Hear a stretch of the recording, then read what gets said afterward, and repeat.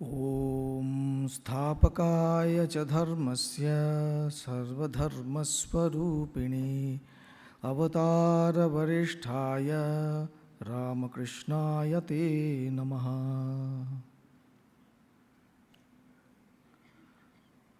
প্রথমে ঠাকুরমা স্বামীজিকে প্রণাম জানিয়ে, পূজনীয় প্রেসিডেন্ট মহারাজকে প্রণাম জানিয়ে, উপস্থিত সাধুদের আমার প্রণাম, ভক্তদের শুভেচ্ছা ও প্রণাম জানিয়ে আজকের বক্তব্য হচ্ছে ভক্ত সম্মেলনের তাৎপর্য।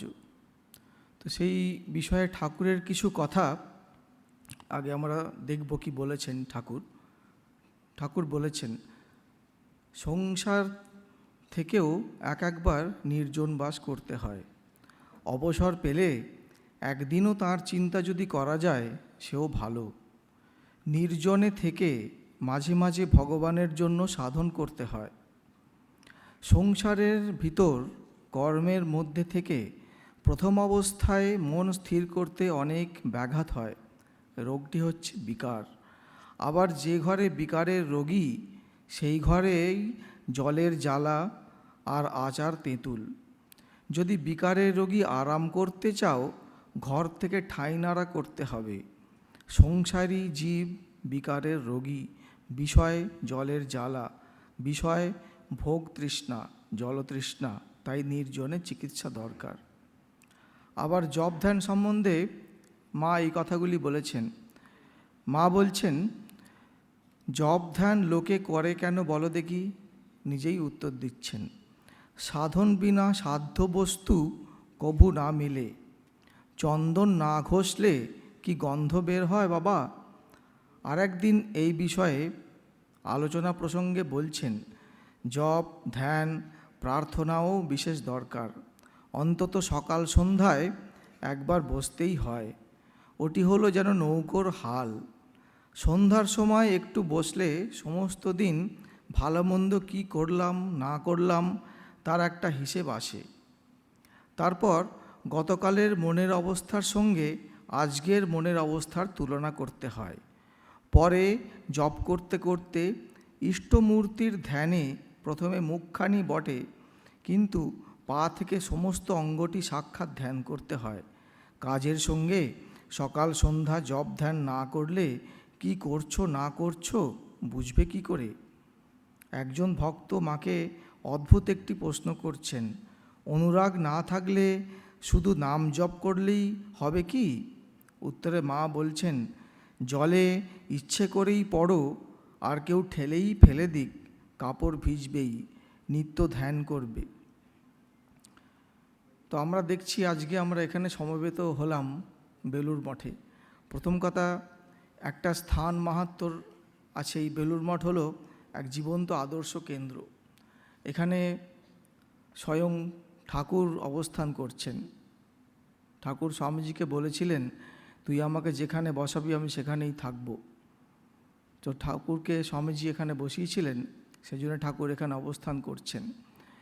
এখানে মা অবস্থান করছেন। মহাপুরুষ মহারাজ বলতেন যে এই মঠের, বিশেষ করে মায়ের মন্দিরটি মহাশক্তিপীঠ। আমরা জানি 51 শক্তিপীঠ আছে। প্রত্যেকটা শক্তিপীঠে সতীর কিছু না কিছু অংশ ওখানে পতিত হওয়ায় সেটি তীর্থক্ষেত্রে পরিণত হয়েছে। আর বেলুর মঠে মায়ের সমস্ত শরীর এখানে আছে। সেজন্য মহাপুরুষ মহারাজ বলতেন যে বেলুর মঠ একটি মহাতীর্থক্ষেত্র আর মায়ের মন্দিরটি মহাশক্তিপীঠ। তো সেই বেলুর মঠে আমরা আজকে এখানে সমবেত হয়েছি, ঠাকুরের নাম করতে পারছি। এই বেলুর মঠে স্বামীজি বাস করছেন। স্বামীজি নিজে বলে গেছেন, যখন আমি স্থূল শরীর ত্যাগ করব আমি এই ঘরেতেই থাকব। এই ঘরে স্বামীজির উপস্থিতি অনেকেই উপলব্ধি করেছেন। তাছাড়াও আমরা জানি যে ঠাকুরের পার্ষদেরা এই মঠে চড়ে বেড়ান, ঘুরে বেড়ান। সেই জন্য সেই মঠের ধূলিকণা পর্যন্ত পবিত্র। এই পবিত্র ধূলিকণাতে আমরা খুবই ভাগ্যের ব্যাপার আমাদের যে আমরা এখানে বসে ঈশ্বরের নাম করতে পারছি। এই হচ্ছে বেলুর মঠে এই জীবন্ত আদর্শ কেন্দ্র। এটা শুধু একটি প্রতিষ্ঠান নয়, এটা একটি জীবন্ত তীর্থক্ষেত্র। এই তীর্থক্ষেত্রতে আমরা সমবেত হয়েছি। এই ভক্ত সম্মেলনের কিন্তু এই প্রথম তাৎপর্য। তারপরে আমরা দেখলাম পূজনীয় প্রেসিডেন্ট মহারাজ এই তাৎপর্য সম্বন্ধে অনেক কিছু বললেন, উনিই সব বলে দিয়েছেন। এটা প্রথম কথা। আর দ্বিতীয় কথা, ভক্ত সম্মেলনে একটা সাধনার সমষ্টিগত শক্তি উদ্বুদ্ধ হয়। যেমন বলা হয়, যেমন এখানে আমাদের জপ করা হবে, ভজন করা হবে, কথামৃত পাঠ করা হলো, মায়ের জীবনী থেকে পাঠ করা হবে। একজন জপ করলে যেই ফল হয়, সমবেত জপ করলে তার ফল অনেক গুণ বেড়ে যায়। সেই জন্যে এই একটা সমবেত সমষ্টি শক্তি, এই সমষ্টি শক্তির উদ্ভব হবে এখানে থাকলে। আর সৎসঙ্গে থাকলে তো আমাদের ধীরে ধীরে মুক্তি পর্যন্ত হয়ে যেতে পারে। ভগবান শঙ্করাচার্য উনি ভজগোবিন্দ স্তোত্রতে এক জায়গায় বলেছেন, সৎসঙ্গত্বে নিঃসঙ্গত্বম, নিঃসঙ্গত্বে নির্মোহত্বম, নির্মোহত্বে নিশ্চলতত্বম, নিশ্চলতত্বে জীবন মুক্তি। ভজগোবিন্দ স্তোত্রতে এটি বলেছেন। তার মানে সৎসঙ্গ করলে কি হয়, আমাদের নিঃসঙ্গ হয়। ঠাকুর তো এই কথা বারবার বলেছেন, সাধুসঙ্গ বারবার করতে হবে। নিঃসঙ্গ হলে, নিঃসঙ্গ মানে যেই বিষয়ের প্রতি আমাদের মন লিপ্ত হয়ে আছে, সেই বিষয় থেকে মন আস্তে আস্তে ঈশ্বরের দিকে যায়, ওইটা হচ্ছে নিঃসঙ্গ।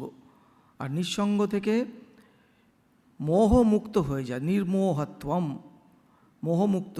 আমরা মোহে আচ্ছন্ন হয়ে আছি, মোহমেঘ আমাদেরকে আচ্ছন্ন করে রেখেছে। তো সেই সৎসঙ্গ থেকে আমরা দেখলাম মোহমুক্ত হলো। আর মোহমুক্ত হলে তত্ত্বটা নিশ্চল হয়। কি তত্ত্ব? যে আমাদের ঈশ্বর তত্ত্ব, আমরা যে ভক্তি লাভ করেছি, সেই ভক্তি লাভের তত্ত্ব নিশ্চল হয়। আর এদিক ওদিকে আমাদের কেউ নড়াতে পারে না। আর নিশ্চল তত্ত্ব থেকেই আছে জীবন মুক্তি। এটা কিন্তু ভগবান শঙ্করাচার্যের কথা। আর ঠাকুরও বলছেন সাধুসঙ্গ, সাধুসঙ্গের কথা বারবার কথামৃততে উদ্ধৃতি হয়েছে, সাধুসঙ্গের কথা বলছেন। আর এখানে একটা আধ্যাত্মিক পরিবেশ গড়ে উঠেছে। এই আধ্যাত্মিক পরিবেশের মধ্যে আমরা আছি, আর এই সুযোগটা আমরা যেন নিতে পারি। এই সুযোগে আরেক জায়গায় বলা হয়েছে যে তীর্থক্ষেত্রে যাত্রা করলে তার ফল দেরিতে হয়, কিন্তু সাধুসঙ্গ করলে ফল খুব তাড়াতাড়ি হয়। কালে না ফলাতে তীর্থম সদ্য সাধু সমাগত, এরম করে বলা আছে। তো তার উদ্দেশ্যটা কি? ঈশ্বরের দিকে মন ধাবিত করা। আমরা দেখেছি আমাদের সমাজ এমনভাবে সংগঠিত হয়েছিল পুরনো কাল থেকে, যে প্রত্যেকটা কাজ আমাদের ঈশ্বরের দিকে ঘুরিয়ে দেওয়া হয়েছিল। আমাদের সমাজে যদি কেউ, আমরা যখন ভোজন করি, খাই, তখনও কিন্তু আমরা ধার্মিকভাবে খেতে বসি, কারোর সঙ্গে কথা বলি, কারোর সঙ্গে বসি, এমনভাবে সমস্ত কাজগুলো।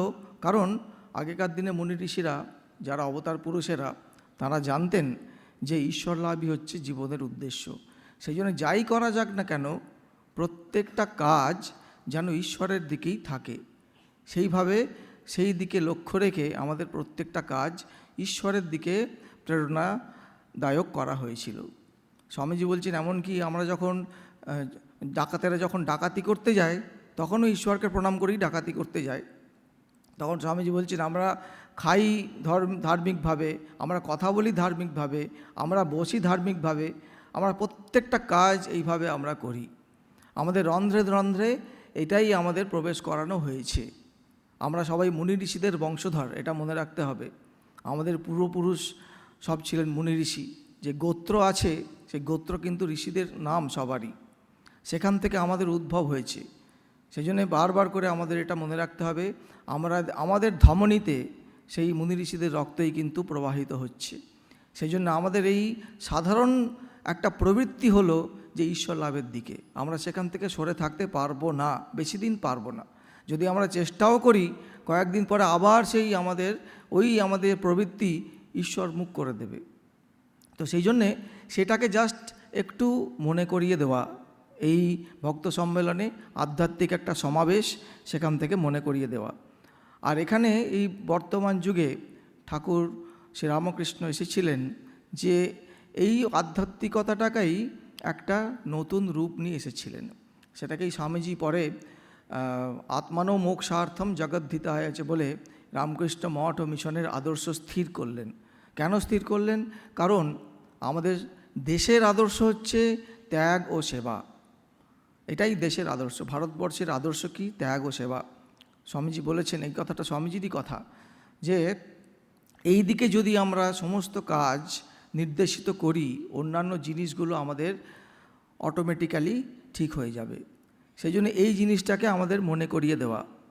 তো আমরা যেটা সমবেত হয়েছি এই সম্মেলনে, আজকে পূর্ণ দিনে, এই জিনিসটা জাস্ট মনে করিয়ে দেওয়া যে আমাদের যেন ত্যাগ ও সেবা অটুট থাকে, আর সেখান থেকেই ভক্তি লাভ, সেখান থেকেই জ্ঞান লাভ আর মুক্তি, সমস্ত কিছু হবে। এটাই কিন্তু বর্তমানের যুগধর্ম। ঠাকুর এসেছিলেন এই যুগধর্মটাকে আবার স্থাপনা করতে। ওই ধর্ম সংস্থাপনার্থায় সম্ভবামি যুগে যুগে, ভগবান শ্রীকৃষ্ণ যেই কথাটি গীতাতে বলে গেছেন, সেটাই আবার স্থাপনা করতে শ্রীরামকৃষ্ণ এখানে এসছেন। আর এরকম একটা মাঝে মাঝে আমরা যদি সমবেত হই, তাহলে কি হবে, যে এই যে আদর্শ আর গৃহজীবনের মধ্যে একটা সেতুবন্ধন লাভ হবে। কারণ বেশি বিষয় চিন্তা করতে করতে আমরা দেখলাম ওই বিকারের রোগী, আমাদের মন ঈশ্বর থেকে বিমুখ হয়ে যায়। তো সেটা আবার আমাদের মনে পড়বে, না, ঈশ্বরের চিন্তা করতেই হবে। আর এই যে আমরা শুনলাম কথামৃত পাঠে যে গৃহস্থদেরও হবে, সংসারে থেকেও হবে, ঠাকুর বারবার বলছেন। আর এক জায়গায় বললেন যে 100 বার হবে, সবারই মুক্তি হবে। এই কথাটা ঠাকুরের কথা, প্রভুর কথা। সেই কথাটি ছেলে খেলার কথা নয়, ঠাকুর সত্যি সত্যি বলেছেন সবারই হবে, গৃহস্থদের হবে, আর তাদের মুক্তি হবে, এই কথাটা বলেছেন। সেই জন্যে এই যে আত্মান মোক্ষার্থম জগদ্ধিতা আছে, এই যে আদর্শের পথে আমরা যাতে চলতে পারি, সেটাকে একবার মনে করিয়ে দেওয়া। আর সেখান থেকেই যে ঠাকুরের কথা স্মরণ করা, গুরু উপদিষ্ট যে উপদেশ, সেই উপদেশগুলো মেনে চলা, সেইগুলো আমাদের মনে একটা আত্মসমালোচনার একটা সুযোগ আমরা পাচ্ছি। আমাদের আত্মসমালোচনার সুযোগ একটু রাখা দরকার, কারণ আমরা কাজের মধ্যে এমন থাকি, সকাল থেকে সন্ধে পর্যন্ত, পরদিন পর্যন্ত আর কোনো সময় পাই না বসার। ওই যে ঠাকুর বলেছেন 2 বার করে বসবেন, মা বললেন। তো সকালবেলা কাজে চলে যাই, কাজ কাজ কাজ, কিন্তু কাজের ফাঁকে যে ঈশ্বর বলে একটা বস্তু আছে, ঠাকুর বলছেন যে ঈশ্বর যদি না থাকে সবই বৃথা। কারণ এক জায়গায় খুব সুন্দরভাবে উদাহরণ দিয়ে বলছেন যে শূন্য, সমস্ত আমরা যা যা করছি জীবনে সেগুলো সব শূন্য, আর ঈশ্বর হচ্ছেন এক। তো একের পরে যখন শূন্য বসানো হয়, সেই জিনিসটার ভ্যালু থাকে, একটা কিছু মূল্য থাকে। যেমন 10, আর একটা শূন্য দিলে সেটা হচ্ছে 100, আর একটা শূন্য দিলে 1000, 10,000, এই করে করে বাড়তেই থাকে মূল্যটা। কিন্তু যদি একটাকে মুছে ফেলা যায়, তাহলে সমস্ত 100টা শূন্য দিলেও সেই শূন্যই হলো শেষ পর্যন্ত। সেজন্য ওই একটা যেন আমাদের জীবনে একটা শিরদাঁড়া, একটা যেন পিলার, একটা মেরুদণ্ড হিসাবে আমাদের যেন ধরে থাকে। এই একটা আমাদের এই আদর্শ জীবনের সঙ্গে আমাদের এটা আত্ম আলোচনা করতে হবে। আর তার ফলে কি হবে, ধীরে ধীরে আমাদের উন্নতি হবে। ঠাকুর বলছেন অনেক মাতাল হলে তাকে একটু চাল ধোয়া জল খাওয়াতে হয়। তো এই হচ্ছে আমাদের সৎসঙ্গ, ঠাকুরের কথা, এই চাল ধোয়া জলের মতো। তারপরে মানসিক আর আধ্যাত্মিক পুনর্জাগরণের তো একটা সম্ভাবনা আছেই, কারণ যখনই আমরা একটু উঁচু চিন্তা করি তখন আমাদের মনের উন্নতি হয়। আজকালকার দিনে অনেক কিছু সমস্যা সৃষ্টি হয়েছে, স্ট্রেস, তারপরেতে আমাদের ফ্যামিলি প্রবলেম তো আছেই। সেখান থেকে যখন আমরা ঈশ্বর চিন্তা করব, তখন বুঝতে পারবো যে এটাই কিন্তু আমাদের একমাত্র পথ সেসব থেকে বেরিয়ে আসার। ভগবান শ্রীকৃষ্ণ বলেছেন, অনিত্যম অসুখম লোকম ইমাম প্রাপ্য ভজস্বমাম। এই জগৎ হচ্ছে অনিত্য, সুখ নেই, অসুখম। তো এটা যখন আমরা এসেই ফেলেছি জগতে এসে ফেলেছি, মানে এই শরীরে যখন এসে ফেলেছি, তখন তোমার কাজ কি? ভগবান শ্রীকৃষ্ণ বললেন, তোমার কাজ হলো ইমাম প্রাপ্য ভজস্বমাম, আমাকে ভজনা করাই হচ্ছে তোমার কাজ। আর কোনো কাজ তোমাকে উন্নতি করতে পারবে না, যাই কাজই করো।